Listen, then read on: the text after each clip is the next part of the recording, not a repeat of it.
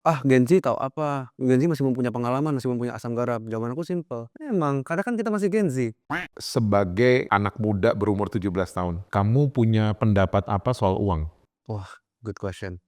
Aku pernah ditanya, anak muda tuh cari uang atau cari pengalaman? Nah, menurut aku, The only one or the first agency company yang dipimpin orang yang usianya 17 tahun I think so. dengan 30 employees. Betul.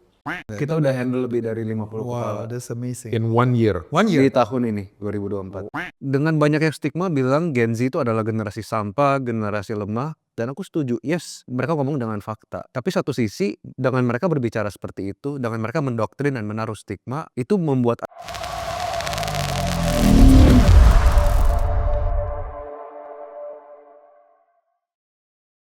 Alright, hari ini kita apa J? Kedatangan Brian. Brian. Ini so excited banget karena kita punya tamu very special. Brian ini sangat muda tetapi sangat sukses di generasinya dan menjadi a great influencer for the Gen Z. Ya, Yeah. How are you, Brian? Thank you for the opportunity. Yeah, thank you. You're welcome. Dan gua bisa kenal tahu orang tuanya itu bahkan sebelum mereka menikah gitu. Really? Ya gitu. Ya banget gitu. Jadi udah 20 tahun lebih, even Brian baru saat ini 17 tahun. Bisa bedain kan, umurnya jauh banget berarti. Sebelah gua tua banget. Brian, what amazed me is that pertama-tama you have your company, ya. Yes. Fraser Company. I think that's the only one or the first agency company yang dipimpin orang yang usianya 17 tahun I think so. dengan 30 employees. Betul. Wow, tell me about Wow. that. 17 tahun, the first Indonesia yang bisa punya that company with 30 employees. Jadi sebenarnya kalau di industri konten, aku tuh udah mulai dari umur 10. Jadi aku udah 7 tahun konten. 10 atau 11? 10 tanggal 7 sekarang 17. Ya, ini udah 7 tahun. Wow.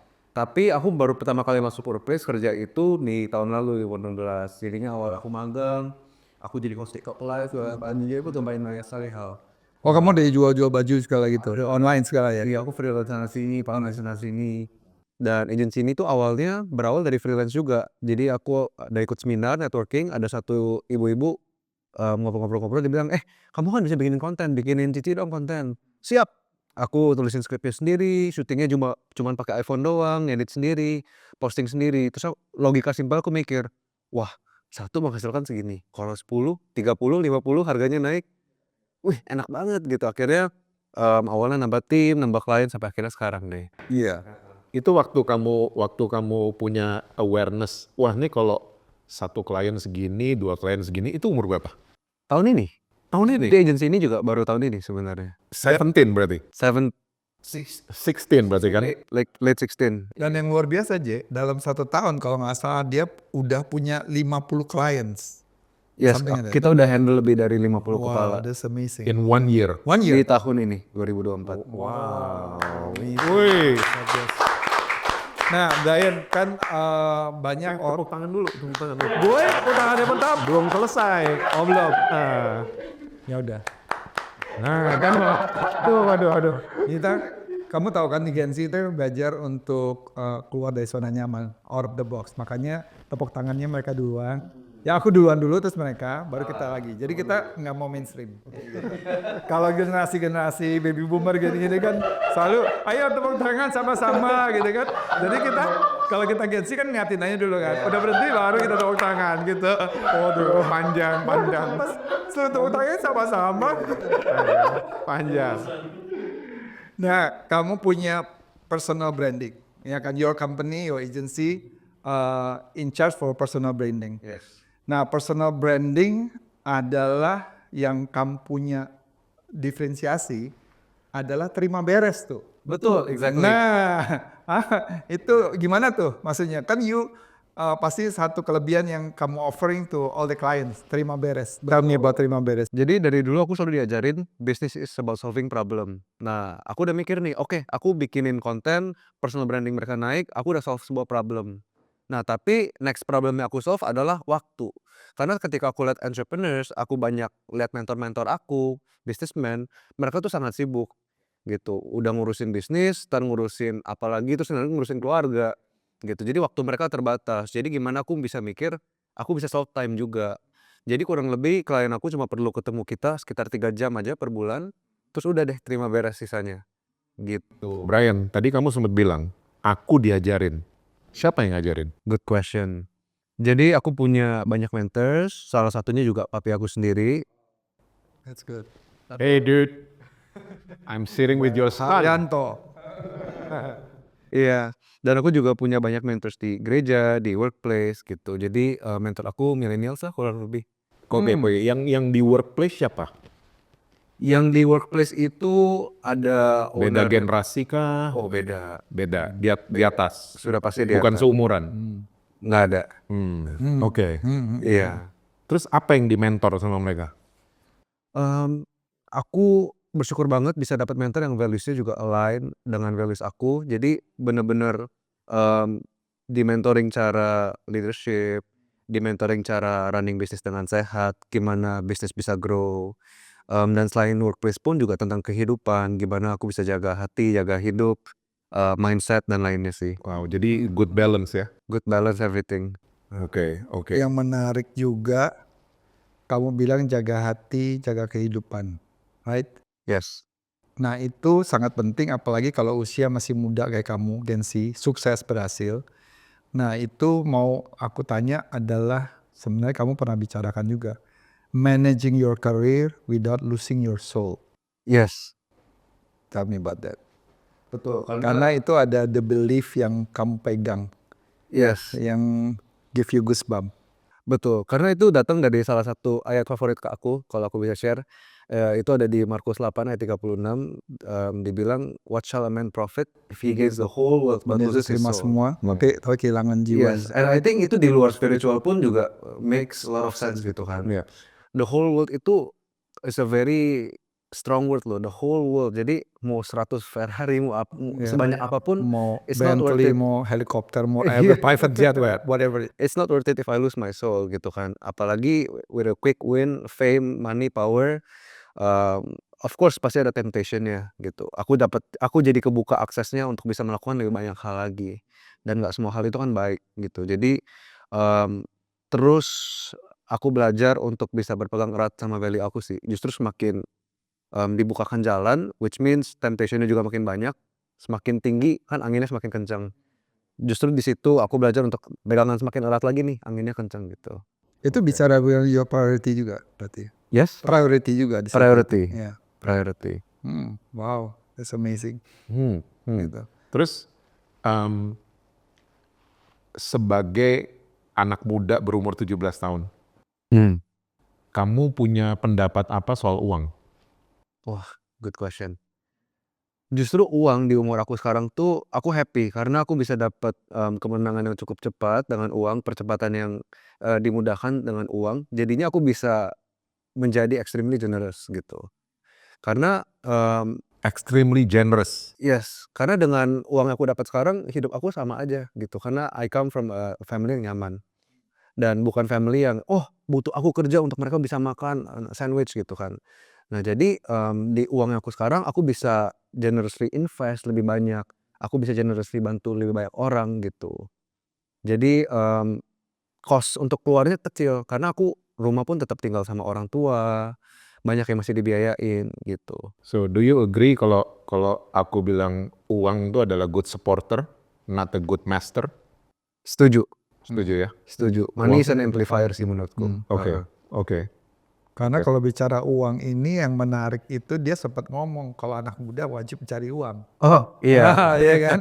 Gitu. Karena itu it makes a good sense ya gitu. Tapi I want you to explain gitu Yes. about that thing. Banyak didebatin dan ini cukup kontroversial. Cuman saat di-compare aku pernah ditanya, anak muda tuh cari uang atau cari pengalaman. Nah menurut aku kalau kita cuma cari pengalaman, Kita lebih santai. lebih santai. Oh misalnya magang nih, oh ya udahlah, yang penting saya sudah magang. Akhirnya magangnya tidak dijalankan dengan excellence, yang penting sudah mengalami. Tapi I believe kalau di-shift, oke, uang. Gimana aku bisa mendapatkan lebih banyak uang? This is what I do saat aku magang. Aku mikir gimana aku bisa kasih ekstra sampai aku dapat bonus. Akhirnya Karena di kamu bisa kerjaan kasih aku give excellent spirit ya. excellence. I give the best, dapat bonus plus dapat pengalaman lebih banyak gitu. Sebenarnya simple. Aku suka dengan statement kamu tadi give extra. Yes. Oke, kamu jadi kalau di kerjaan apa ekstra yang kamu buat? Nggak perhitungan sih, simple.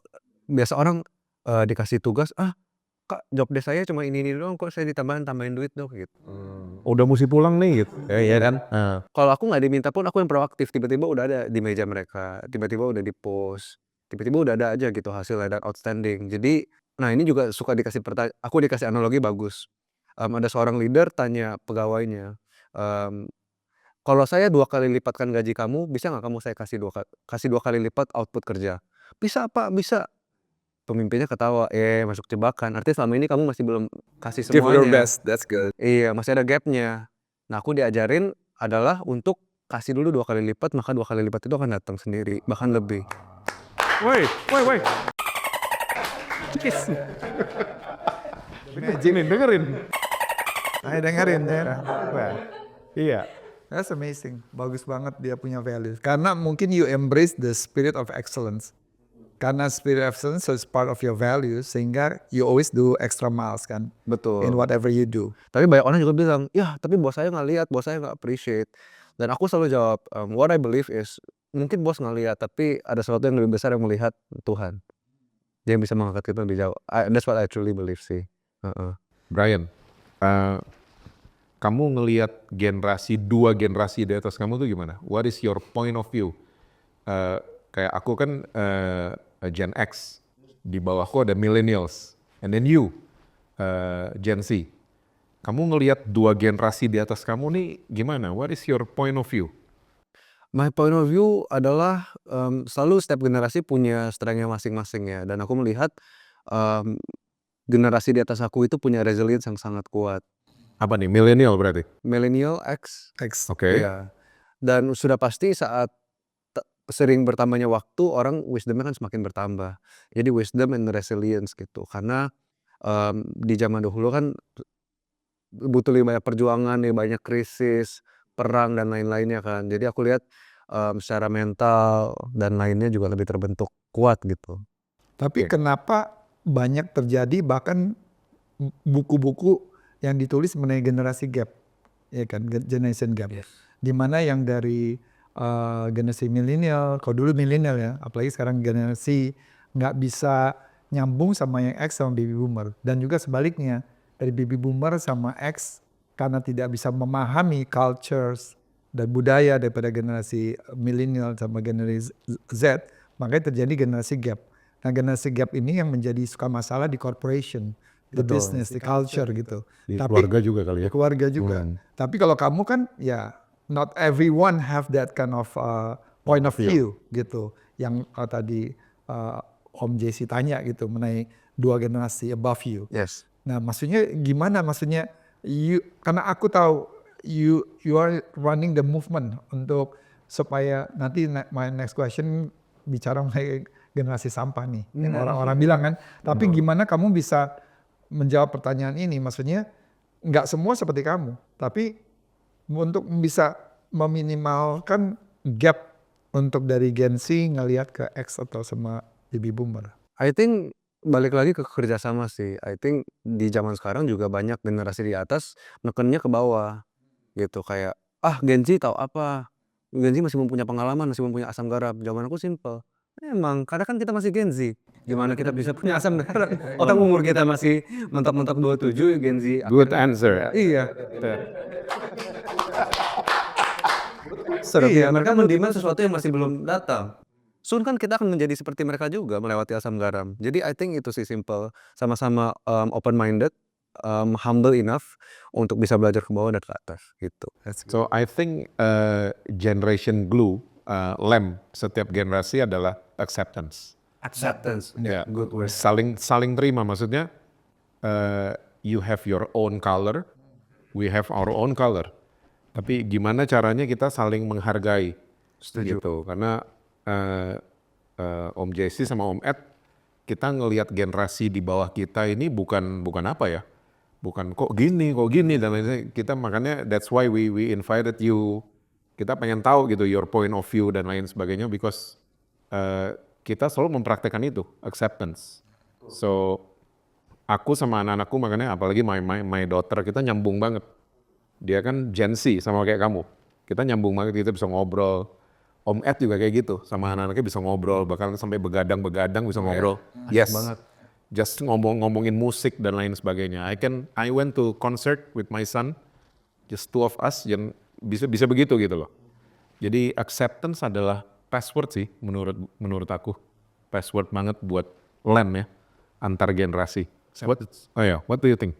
Setuju. Karena selama ini tuh mungkin lawannya dari acceptance adalah ekspektasi yang tidak realistis ya. Ya.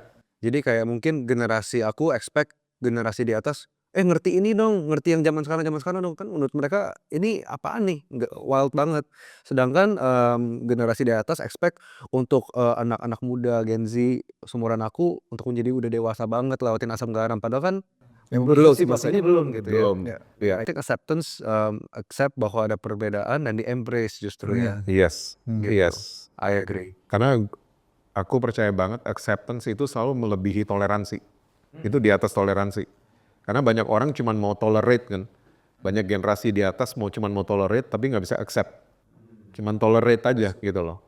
Karena acceptance itu Above toleransi. Iya. That's good. Ya. Nah kalau Gen Z ini tadi kita bicara lagi kan suka di labeling sebagai generasi yang weak ya atau generasi sampah gitu. Tapi kamu strawberry. Tapi kamu lakukan movement kan Gen Z strong ya. Gen Z strong. Gen Z strong. Gen strong. Nah itu gimana kamu bisa menyampaikan campaign itu di saat ini? Yes. Dengan banyak yang stigma bilang Gen Z itu adalah generasi sampah, generasi lemah, dan aku setuju. Yes, mereka ngomong dengan fakta. Tapi satu sisi dengan mereka berbicara seperti itu, dengan mereka mendoktrin dan menaruh stigma, itu membuat ada masalah di penjara. It makes the problem worse. Contohnya, Gen Z ini menjadi tervalidasi. Mereka mental health. Iyalah gue mental health. Orang kata website ini aja Gen Z mental health. Mereka jadi tervalidasi. Oh, emang gitu kan. Dan dengan adanya ini juga menjadi mental block buat mereka. Aduh, memang saya sudah mental health. Memang saya lemah. Jadinya ada blocknya gitu. Dan I believe ketika ada 1.000 orang di penjara, dia lihat temennya semua di penjara yang sama, there's no hope. Tapi cukup ada 5 orang aja di depan penjara. Ini baru di sebelah gue kemarin kok udah di depan aja keluar penjara. Artinya ada sesuatu yang dia tahu yang aku nggak tahu. Dan kalau aku mau aku bisa juga. Dan makanya itu aku lakukan dengan movement aku sekarang Gen Z Strong adalah teorinya Gen Z moves Gen Z. Jadi aku merangkul teman-teman Gen Z lain yang sudah konotasinya di luar penjara itu. Dan kita buktiin, kita empower yang lain. Kalau kita bisa, kalian juga bisa loh gitu. Gitu sih. Luar biasa. Agak lain ini. Banyak tepuk tangan ya. Iya. Judul episode apa tepuk tangan? Iya, aku ini kan suka ngikutin TEDx ya, dari dulu ya. Dari yang senior, tapi belakangan ini aku sempat lihat juga ada yang junior, yang muda-muda. And I heard that you were invited Yes. to talk for the TEDx ya, for the young generation. Itu the whole yang diundang punya tema yang sama atau just for yourself yang talking about antidote and the solution? Aku doang sih, dan di panggung yang sama itu juga ada orang-orang yang udah 30 and above gitu. Jadi I think I'm one of the youngest di stage itu juga sih. Oh, that's amazing gitu. Apa yang kamu bisa bagikan buat garis besarnya buat mewakili anak-anak Gen Z? Yang aku bagikan di TED Talk aku adalah social media sebagai pedang bermata dua ya. Hidup aku pernah hancur karena social media, dan dengan social media yang sama itu mengangkat hidup aku sekarang. So again itu pedang bermata dua, gimana kita bisa awalnya dari enemy, kita bisa bikin social media jadi our best friend gitu. Dan aku juga sharing the cycle of self change adalah pertama dimulai dari self awareness. Kalau kita pun nggak sadar apa yang kita lakukan sekarang negatif dan berdampak buruk ke kita, kenapa kita harus berubah.